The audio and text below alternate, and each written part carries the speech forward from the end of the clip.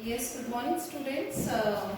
In your pharmacology syllabus, you are having the anti-gout drugs. तो anti-gout drugs समझाने के लिए सबसे पहले you should understand what is gout. See, gout को हम दूसरा वर्ड भी कहते हैं जैसे आर्थराइटिस या गठिया, ठीक है हिंदी में. Now, gout होता क्या है? See, gout is actually increased level of uric acid in your body. आपकी बॉडी में यूरिक एसिड का लेवल बढ़ जाता है, जिसकी एक और टर्मिनोलॉजी है hyper uricaemia. Hyper means increased uric acid. Mia word आता है ब्लड के लिए, ठीक है. यानी hyper means increase uric acid in blood. Actually क्या होता है, जो ये यूरिक एसिड बढ़ता है, that uric acid it gets accumulated in the joints. जो जॉइंट्स के पास जो स्पेस होती है, जो साइनोवियल फ्लूइड जो जहाँ एक्यूमुलेट होता है, वहां पे आपका यूरिक एसिड जो एक्सेस है दैट गेट्स एक्यूमुलेटेड जॉइंट्स के अंदर, और जॉइंट्स में पेन और इन्फ्लेमेशन शुरू हो जाता है. Now what is the etiology? Etiology का मतलब होता है कॉजेज या कारण क्या है, क्यों हो रहा है ये गाउट, या क्यों यूरिक एसिड का लेवल बढ़ रहा है आपकी बॉडी में. What is the actual reason for it? See, जो यूरिक एसिड है आपका, ये आता कहां से है, पहले आप ये जानिए. प्यूरिन्स होते हैं आपकी बॉडी के अंदर. प्यूरिन्स, प्यूरिन्स उसको ऐसे समझिए, प्यूरिन्स कहां से प्रोड्यूस हो रहे हैं. प्यूरिन्स आपके डाइट में भी होते हैं, जो डाइट आप लेते हैं. सो एग्जाम्पल लाइक मीट या फिश अगर आप ले रहे हैं, ये मैंने यहाँ एक्सप्लेन करा है.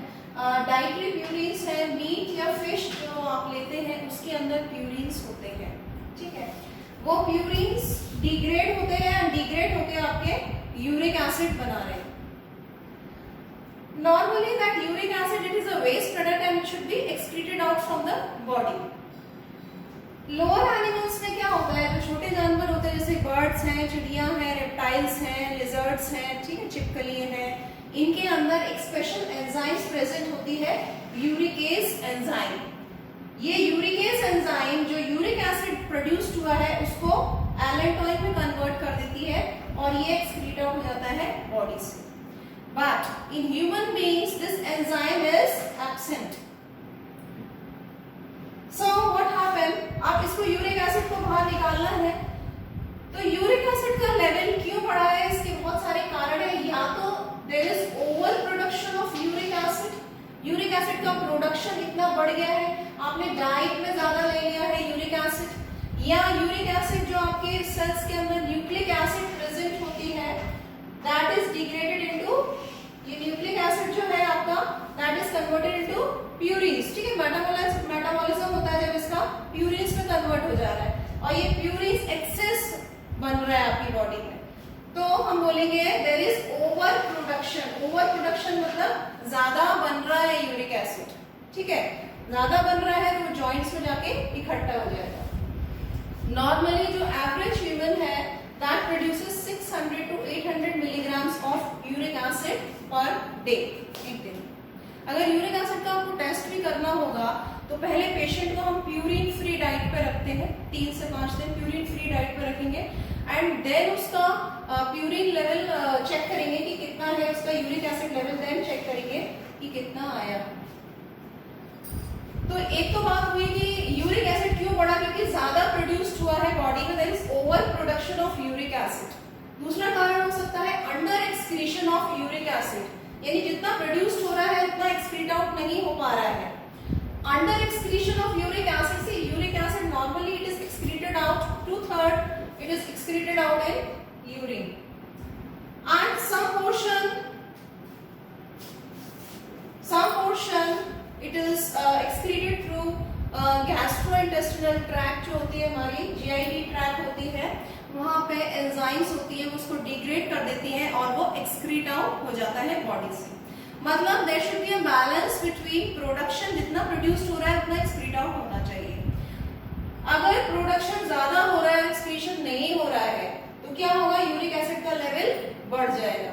There should be, if there is imbalance between production and excretion of uric acid, finally it will lead to तो इसके मेन जो सिम्टम्स आते हैं, सिम्टम्स इसमें पेन है, स्वेलिंग है, इन्फ्लेमेशन इन दी जॉइंट्स। जितने भी जॉइंट्स आपके मेटाटार्सोफेरेंजियल ये जॉइंट्स, रिस्ट जॉइंट्स हैं, एंकल्स के हैं, हील्स के हैं, यहाँ पे क्या होता है, जो आपका फ्लूइड एक्यूमुलेट हो जाता है उसके अंदर यूरिक एसिड की मात्रा बढ़ जाती है। और स्पेशली रात में आप देखिए, रात में क्या होता है कि बोन्स जो होती हैं दे रीअब्सॉर्ब दी फ्लूइड, तो क्या होता है कि वहां पे यूरिक एसिड का एकदम सुपर सैचुरेटेड सॉल्यूशन बन जाता है। तो रात में ये पेन, आर्थराइटिस का आपने देखा होगा, रात को पेन ज्यादा होता है। ठीक है, तो ये हो गए आपके सिम्टम्स। देन नेक्स्ट आता है आपका, so the gout we have discussed. Gout means imbalance in the uric acid production. Imbalance मतलब क्या हो रहा है कि सी दो तरह के गाउट होते हैं आपके, प्राइमरी गाउट और सेकेंडरी गाउट। प्राइमरी गाउट होता है हाइपर यूरिसीमिया। हाइपर यूरिसीमिया मतलब इंक्रीज्ड यूरिक एसिड प्रोडक्शन। जैसा कि मैंने अभी आपको बताया है कि there is increased production and decreased excretion of uric acid. Uric acid ज्यादा प्रोड्यूस्ड हो रहा है और एक्सक्रीट आउट कम हो रहा है, तो उसकी वजह से जो गाउट हुआ है उसको हम बोलते हैं प्राइमरी गाउट या हाइपर यूरिसीमिया। ठीक है, इसको प्राइमरी गाउट ये हो गया। अब यही कंडीशन आगे एग्रीवेट हो जाती है तो उसमें अंदर सी सेकेंडरी गाउट आता है। सेकेंडरी गाउट के अंदर क्या होता है, it is due to leukemia. Leukemia होता है आपका ब्लड कैंसर। ठीक है, ब्लड कैंसर की वजह से गाउट हो गया। सी कैंसर की वजह से गाउट नहीं हो रहा है। In cancer you are taking various drugs. ठीक है, एंटी कैंसर जो आप ड्रग्स ले रहे हो उनका एक साइड इफेक्ट है कि वो यूरिक एसिड लेवल को बढ़ा दे रही है, तो इस डिजीज की वजह से आपको गाउट हो गया है। ठीक है, तो गाउट क्यों हुआ है, due to the drugs which you are taking for the treatment of this disease.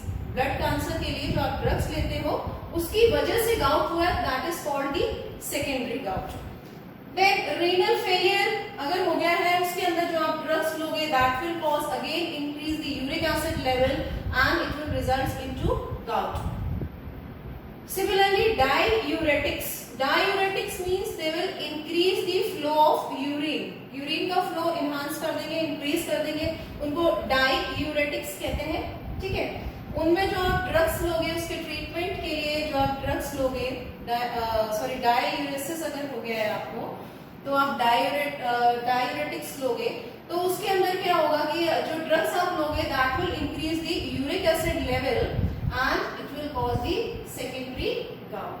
ठीक है, तो गाउट में हमने आज इतना समझा कि यूरिक एसिड का लेवल बढ़ जा रहा है। क्यों बढ़ेगा, क्योंकि इम्बैलेंस हो गया है, imbalance in the production and the excretion. तो हमको नॉर्मल रखना है तो क्या करना पड़ेगा, उसके डिफरेंट पैरामीटर्स हैं, वो हम नेक्स्ट क्लास में लेंगे। ठीक है, तो that's all for the gout. Thank you.